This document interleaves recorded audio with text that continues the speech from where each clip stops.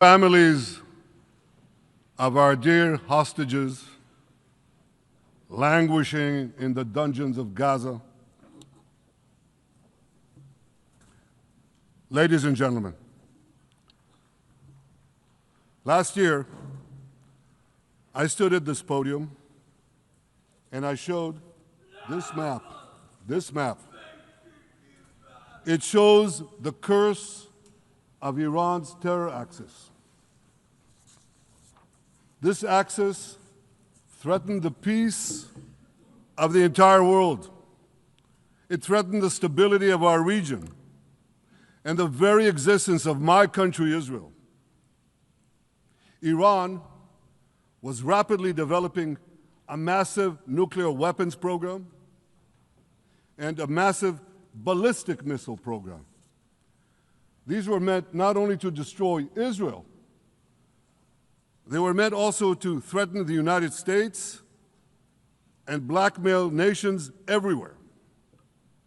From Gaza, Yahya Sinwar dispatched waves of Hamas terrorists. They stormed into Israel on October 7th and committed acts of unspeakable savagery. From Lebanon, Hassan Nasrallah had launched thousands of missiles and rockets at our cities, terrorizing our citizens. In Syria, the murderous dictator Assad hosted Iran's forces, tightening a noose of death around our throats. In Yemen, the Houthis launched ballistic missiles at Israel while choking global trade at the mouth of the Red Sea. So what's happened over the past year? We've hammered the Houthis, including yesterday. We crushed the bulk of Hamas's terror machine. We crippled Hezbollah, taking out most of its leaders and much of its weapons arsenal. You remember those beepers, the pagers? We paged Hezbollah.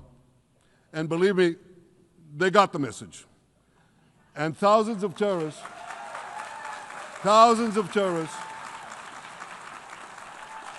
dropped to the ground. We destroyed Assad's armaments in Syria. We deterred Iran's Shiite militias in Iraq. And most importantly, and above anything else that I could say to you or that we did in this past year, in this past decade, we devastated Iran's atomic weapons and ballistic missiles programs.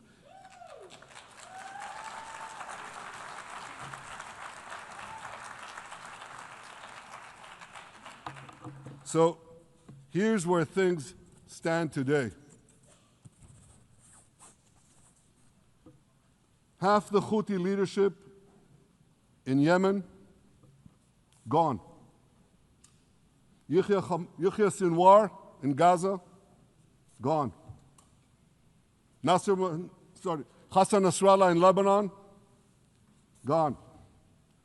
The Assad regime in Syria, gone. Those militias in Iraq, well, they're still deterred. And their leaders, if they attack Israel, will also be gone. And for Iran's top military commanders and its top atomic bomb scientists, well, they're gone too.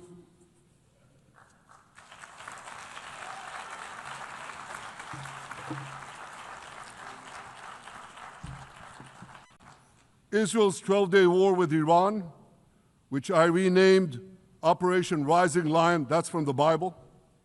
This 12-day war will go down in the annals of military history. Our daring pilots neutralized Iran's missile defenses and took control of the skies over Tehran. And you saw this. Israeli fighter pilots and American B-2 pilots bombed Iran's nuclear enrichment sites. I want to thank President Trump for his bold and decisive action.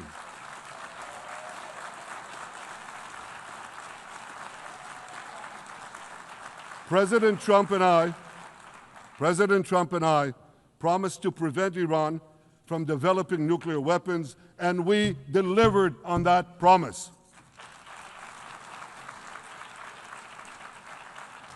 We removed an existential threat to Israel, and a mortal threat to the civilized world. We lifted a dark cloud that could have claimed millions and millions of lives. But, ladies and gentlemen, we must remain vigilant. We must remain absolutely clear-minded and vigilant. We must not allow Iran to rebuild its military nuclear capacities. Iran's stockpiles of enriched uranium, these stockpiles must be eliminated. And tomorrow, UN Security Council sanctions on Iran must be snapped back.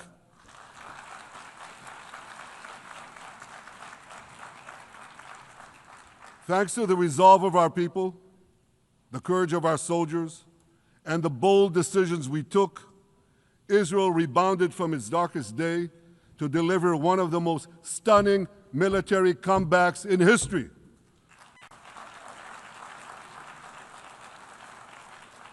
But we're not done yet. The final elements, the final remnants of Hamas are holed up in Gaza City. They vow to repeat the atrocities of October 7th again and again and again, no matter how diminished their forces. That is why Israel must finish the job. That is why we want to do so as fast as possible.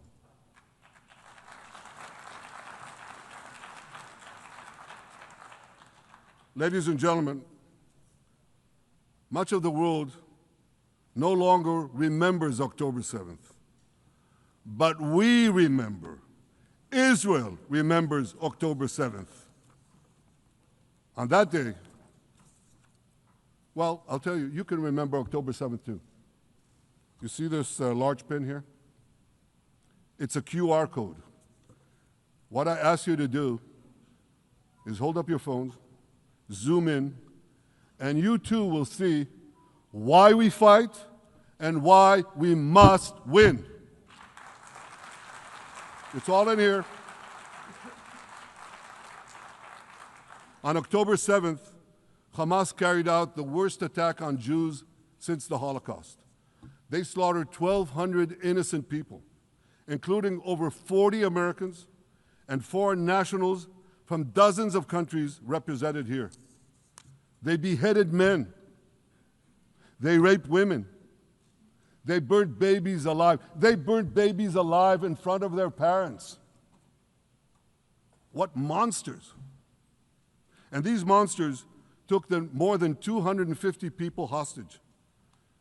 And those included Holocaust survivors, grandmothers and their grandchildren. Who takes hostage grandmothers and grandchildren? Hamas does. So far, we've brought home 207 of these hostages, but 48 still remain in the dungeons of Gaza. 20 of them are alive, starved, tortured, deprived of any daylight, deprived of humanity. These are the names of the 20 living hostages. Matan Angrest, Gali and Zerv Berman, brothers, Elkanah Buchbot, Rom Braslavsky, Nimrod Cohen, Ariel and David Cunyo, another pair of brothers, Guy Gilboa Dalal, Evyatar David. You saw the picture of Evyatar David, emaciated, forced to dig his own grave. Maxim Herkin, Eitan Horn, Segev Kalfon, Bar Kupperstein, Omri Meran, Eitan Moore, Yosef Chaim Ochana, Alon Ohel, Avinatam Or, and Matan Tsengarker. Now, ladies and gentlemen, I want to do something I've never done before.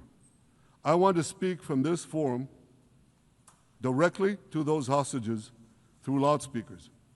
I've surrounded Gaza with massive loudspeakers connected to this microphone in the hope that our dear hostages will hear my message. And I'll say it first in Hebrew and then in English.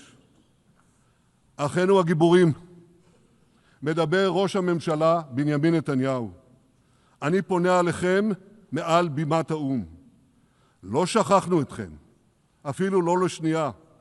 העם כולו איתכם, ואנחנו לא נשקוט ולא נרפה עד שנחזיר את כולכם הביתה, החיים והחללים כאחד.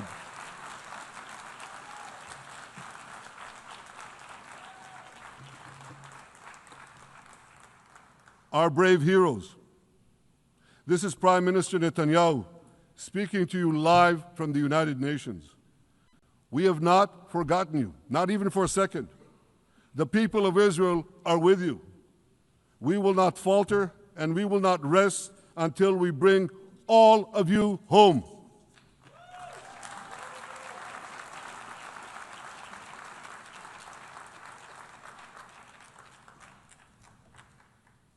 Ladies and gentlemen, thanks to special efforts by Israeli intelligence, my words are now also being carried. They're streamed live to the cell phones of Gazans. So to the remaining Hamas leaders and to the jailers of our hostages, I now say, lay down your arms. Let my people go. Free the hostages, all of them, the whole 48. Free the hostages now.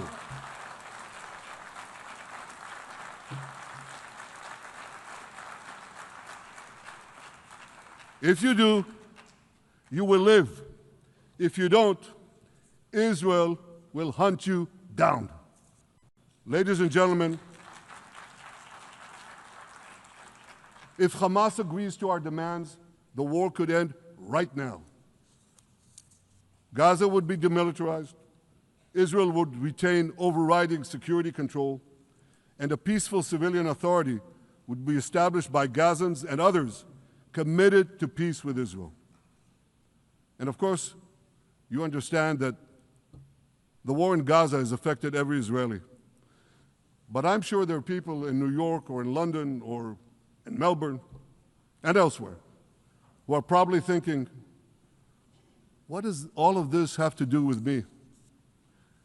And the answer is everything. Because our enemies are your enemies. So let's do something else, so first at the UN. Let's do a pop quiz. And raise your hand if you know the answer. Here's the first question. Who shouts, "Death to America"? Is it A, Iran, B, Hamas, C, Hezbollah, D, the Houthis, or E, all of the above? All of the above. Correct, all of the above. Second question. Who has murdered Americans and Europeans in cold blood? Is it A, Al-Qaeda, B, Hamas, C, Hezbollah, D, Iran, or E, all of the above? All of the above. Correct. Again. So here's the point I wanted to make. Our enemies hate all of us with equal venom. They want to drag the modern world back to the past, to a dark age of violence, fanaticism, and terror. I think many of you are already feeling in your own societies the radical Islamist surge. You know, I'm sure you do, you know deep down that Israel is fighting your fight. So I want to tell you a secret. Behind closed doors, many of the leaders who publicly condemn us privately thank us. They tell me how much they value Israel's superb intelligence services that have prevented time and again terrorist attacks in their capitals, time and again saving countless lives. General George Keegan, former head of U.S. Air Force intelligence, once said, if the United States had to gather on its own the intelligence that Israel gives us, we would have to establish 5 CIAs. 5 CIAs. This past June, when Israel struck Iran's nuclear facilities, German Chancellor Merz admitted the truth. He said, Israel is doing the dirty work for all of us. President Trump understands better than any other leader that Israel and America face a common threat. He showed the world that when Iran and its proxies murder Americans, take Americans hostage, shout death to America, burn American flags, and try to assassinate the President of the United States,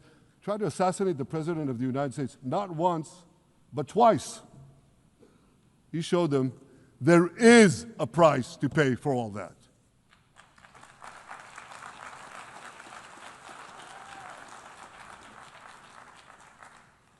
But regrettably, many leaders who are represented in this hall, they send a very different message. Sure, in the days immediately following October 7th, many of them supported Israel. But that support quickly evaporated when Israel did what any self-respecting nation would do in the wake of such a savage attack. We fought back. Now just imagine, just sit back for a second and imagine an attack against America proportioned to the attack against Israel on October 7th. Imagine a regime, a terror regime, dispatching thousands of terrorists to invade the United States. They massacre 40,000 Americans. They take 10,000 Americans hostage. What do you think America would do? You think America would leave that regime standing? You don't think that. No way, not a chance. The United States would wipe out that terror regime and ensure that such savagery would never threaten America again. This is precisely what Israel is doing in Gaza. We're wiping out the terror regime of Hamas and ensuring that this savagery will never threaten Israel again. That's what we are doing. That's what any self-respecting government would do.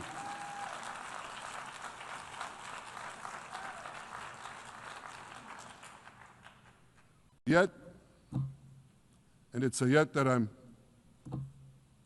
sorry to say here, yet over time, many world leaders buckled.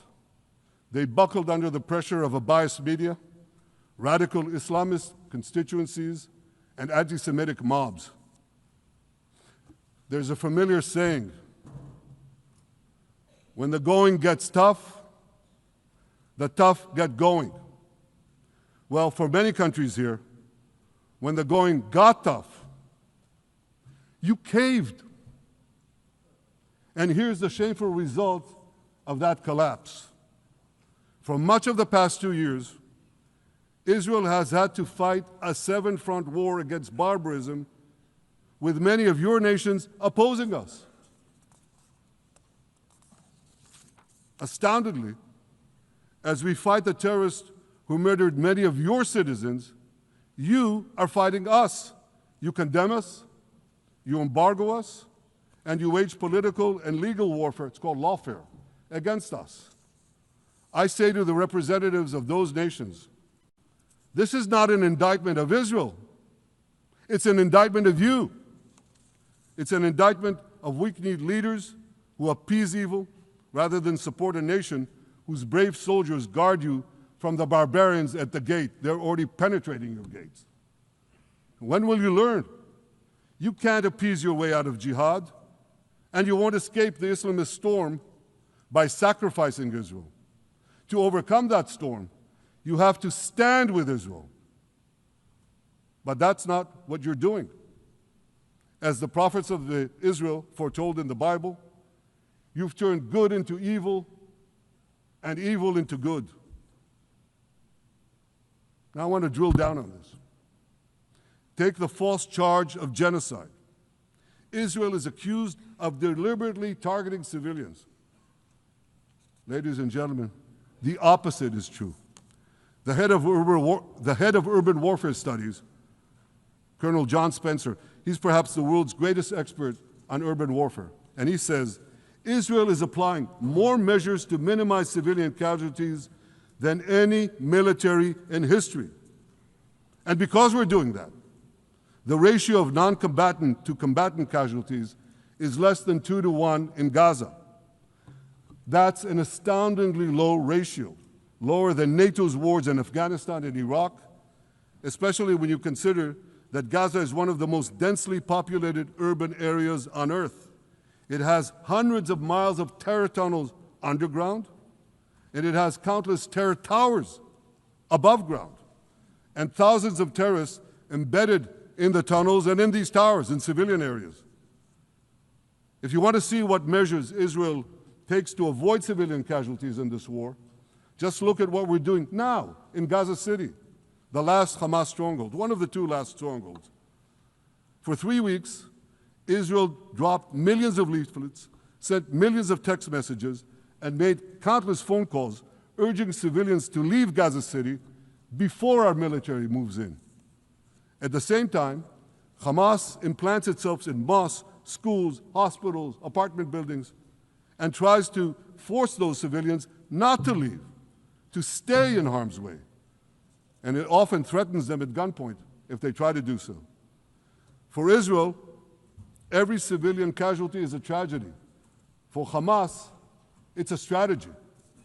Hamas uses civilians as human shields and as props in its sick propaganda war in Israel, against Israel, a propaganda war that the Western media buys hook, line, and sinker. Now, despite Hamas's threats, close to 700,000 Gazans, almost 750,000, have already heeded our calls and moved to safe zones. Now I want to ask you a simple question, a simple, logical question. Would a country committing genocide plead with the civilian population it is supposedly targeting to get out of harm's way? Would we tell them, get out, if we want to commit genocide? We're trying to get them out. And Hamas is trying to keep them in. And this charge is so baseless. The comparison to genocide, wholesale slaughter of populations. What, did the Nazis ask the Jews to leave, kindly leave, go out? Did others, you want me to name all the genocidal leaders of history? Just go one by one. Did anyone do this? Did they say, get out so we can come in? Of course not. So the truth has been turned on its head. Hamas, a genocidal terrorist organization whose charter calls for the murder of all Jews on the planet. This genocidal organization is given a pass. It's barely mentioned. While Israel, which does everything it can to get civilians out of harm's way, Israel is put in the dock. What a joke. You want to hear another one? Israel is accused of deliberately starving the people of Gaza when Israel is deliberately feeding the people of Gaza. Since the beginning of the war, Israel has let into Gaza more than 2 million tons of food and aid. That's 1 ton of aid for every man, woman, and child in Gaza. Nearly 3,000 calories per person per day. Some starvation policy. If there are Gazans who don't have enough food, it's because Hamas is stealing it. Hamas steals it, hoards it, and sells it at exorbitant prices to fight its war machine. Last month, even the UN, not exactly a supporter of Israel. You're supposed to laugh, by the way.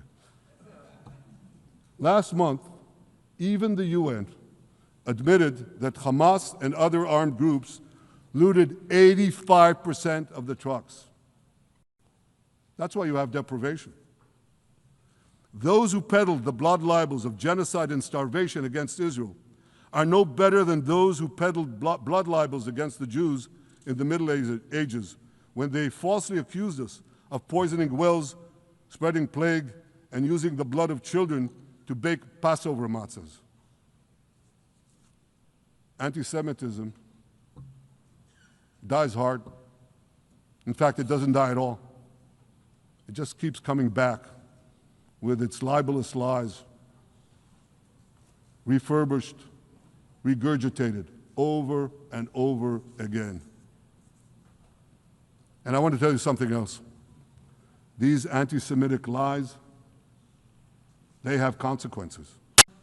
In recent months, Jews have been assaulted in Canada, Australia, Britain, France, the Netherlands, and elsewhere. Here in America, an elderly Holocaust survivor was burned to death in Colorado. And a beautiful young couple from the Israeli embassy in Washington was brutally gunned down right in front of the Holocaust Museum there.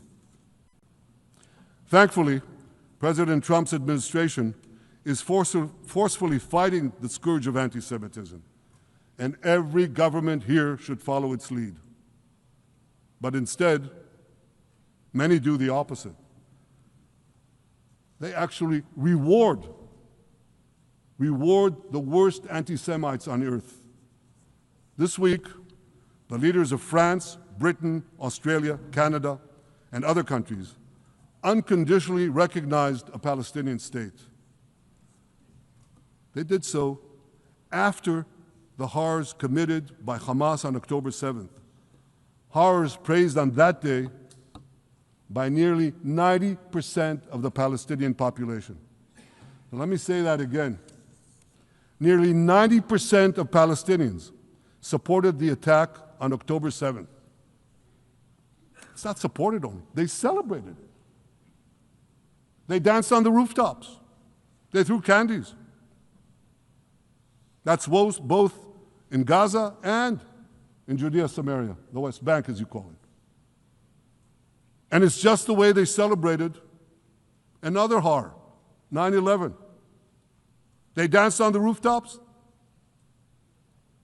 They cheered. They threw candy. You know what message the leaders who recognize the Palestinian state this week sent to the Palestinians? It's a very clear message. Murdering Jews pays off. Well, I have a message for these leaders. When the most savage terrorists on earth are effusively praising your decision, you didn't do something right. You did something wrong, horribly wrong. Your disgraceful decision will encourage terrorism against Jews and against innocent people everywhere. It will be a mark of shame on all of you. But wait a minute, Mr. Prime Minister, they tell me. Wait a minute. We believe in a two-state solution where the Jewish state of Israel will live side by side in peace with the Palestinian state. There's only one problem with that. The Palestinians, they don't believe in this solution. They never have. They don't want a state next to Israel. They want a Palestinian state instead of Israel. And that's why every time they were offered a Palestinian state, but were required to end the conflict with Israel and recognize the Jewish state, every time, over the decades, they turned it down. And that is why every time they were given territory, they used it to attack us. In fact, they effectively had a Palestinian state in Gaza. So what did they do with that state? Peace? Coexistence? No. They attacked us time and time again. Totally unprovoked. They fired rockets into our cities. They murdered our children. They turned Gaza into a terror base from which they committed the October 7th massacre. So here's the uncomfortable truth. The persistent Palestinian rejection of a Jewish state in any boundary is what has driven this conflict for over a century. It is still driving it. It's not the absence of a Palestinian state. It's the presence and existence of a Jewish state. And I find it amazing, that the foreign chancelleries and the ministries and all those who pontificate about this, and the leaders, how can they not see this basic truth when it is repeated again and again and again ad nauseum? And I want to say something else. This rejection of a Jewish state not only applies to Hamas, it also applies to the so-called moderate Palestinian Authority. You should know that the Palestinian authorities pays terrorists to slay Jews. The more Jews the terrorists slay, the more the Palestinian Authority pays. The Palestinian Authority names its government buildings, its public squares, its schools, after the mass murderers of Jews, which they glorify as martyrs. They pay and glorify not just the killer of Jews, but also killers of Christians. Christians like Taylor Force, an American veteran who was brutally murdered in Israel by Palestinian terrorists. But, that I hear from the Western leaders. They tell me, the PA promised us it will reform. And I know this time, Prime Minister, it will be different. Yeah, right. We've heard these promises for decades. They always promise. They never deliver. Because you see, the Palestinian Authority is corrupt to the core. They haven't held elections in 20 years. They use the same textbooks as Hamas, exactly the same textbooks. They teach their children to hate Jews and destroy the Jewish state. And Christians don't fare much better. When Bethlehem, the birthplace of Jesus, was under Israeli control, 80% of its residents were Christians. But since the PA took control, that number has dwindled to under 20%. These are the people you want to give a state to? What you're doing is giving the ultimate reward to intolerant fanatics who perpetrated and supported the October 7th massacre. Giving the Palestinians a state 1 mile from Jerusalem after October 7th is like giving Al-Qaeda a state 1 mile from New York City after September 11th. This is sheer madness. It's insane, and we won't do it.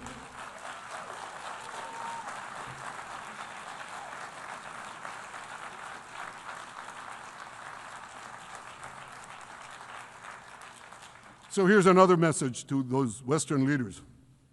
Israel will not allow you to shove a terror state down our throats. We will not commit national suicide because you don't have the guts to face down a hostile media and anti-Semitic mobs demanding Israel's blood. And I want you to grasp something else, which is also distorted in the media. I say this not only in my name or the name of my government, but on behalf of all the people of Israel. Last year, there was a vote in the Knesset, our parliament, whether or not to oppose the imposition of a Palestinian state. You want to guess what the results were? Out of 120 members of our parliament, 99 voted against and only 9 supported. That's over 90%. It's not a fringe group. It's not the Prime Minister who himself is extreme or he's held hostage by extreme parties to his right. It's over 90% of Israelis. My opposition to a Palestinian state is not simply my policies or my government's policy. It's the policy of the state and people of the state of Israel.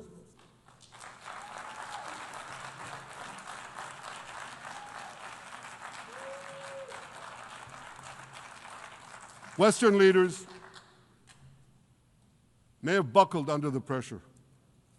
And I guarantee you one thing, Israel won't. Israel's victories over the Iranian... Thank you, I know you won't too, that's good. Israel's victories over the Iranian terror axis have opened up possibilities for peace that were unthinkable 2 years ago. Take Syria. For decades, the very idea of peace between Israel and Syria seemed unimaginable. Well, no more. Today, we have begun serious negotiations with the new Syrian government. I believe an agreement can be reached that respects Syria's sovereignty and protects both Israeli security and the security of the minorities in the region, including the Druze minority. From the founding of Israel, Jews and Druze have been brothers in arms. We have fought together, we've bled together, we built our lives together. When I was a young commander in Israel's Special Forces, My own life was saved by the invaluable advice given to me by a great friend, Salim Shufi, a heroic Druze IDF veteran. And that's why I couldn't sit idly by, nor could Israel sit idly by, while the Druze were being slaughtered by jihadists. And I instructed our forces to stop the massacre, which they promptly did. Peace between Israel and Lebanon is possible as well. I call on the Lebanese government to also begin direct negotiations with Israel. I commend it for its declared aim to disarm Hezbollah. But we need more than words.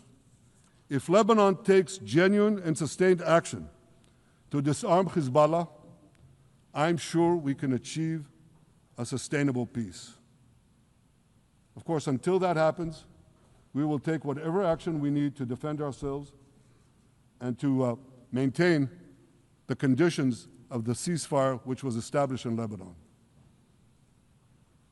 Our goal is not merely to monitor Hezbollah's actions, but to prevent them from violating the ceasefire and attacking us at any time. But I'm sure that if the Lebanese government persists in its goal of disarming Hezbollah, peace will come very speedily and very readily. Victory over Hezbollah has made peace possible with our two Arab neighbors in the north. Victory over Hamas will make peace possible with nations throughout the Arab and Muslim world. Our victory would lead to a dramatic extension and expansion of the historic Abraham Accords, which President Trump brokered between Arab leaders and myself 5 years ago. And I took note, as I'm sure you did too, of the encouraging words spoken here by the President of Indonesia. This is the country with the largest Muslim population of all nations. And it's also a sign of what could come. Forward-looking Arabs and Muslim leaders know that cooperating with Israel will provide them with groundbreaking Israeli technologies, including in medicine and science, in agriculture and water, in defense and AI, and so many other fields. I believe that in the coming years, the Middle East will look dramatically different. Many of those who wage war on Israel today will be gone tomorrow. Brave peacemakers will take their place. And nowhere will this be more true than in Iran.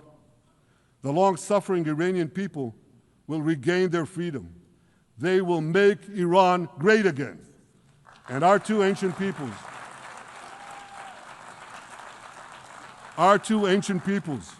the people of Israel and the people of Iran, will restore a friendship that will benefit the entire world. Ladies and gentlemen, the horrors that happened on one dark day, October 7th, those horrors happened countless times during the centuries of my people's exiles among the nations. Jewish blood was cheap. Jews were killed with impunity. We had to beg others to defend us. The rise of Israel did not mean that the attempts to destroy us would end.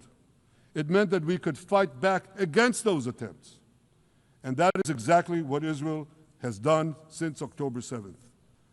Our sons and daughters fought like lions. Our brave soldiers donned their uniforms and rushed into battle. They were armed with the dreams of the 100 generations of Jews who came before them. The dream of living as a free people in the land of Israel, our beloved homeland for more than 3,000 years. The dreams of living in our own independent state. The dream of having an army to defend ourselves. And the dream of being a light unto the nations, a beacon of progress, ingenuity, innovation, for the benefit of all humanity. On October 7th, the enemies of Israel tried to extinguish that light.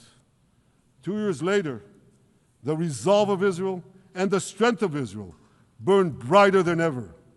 With God's help, that strength and that resolve would lead us to a speedy victory into a brilliant future of prosperity and peace. Thank you very much.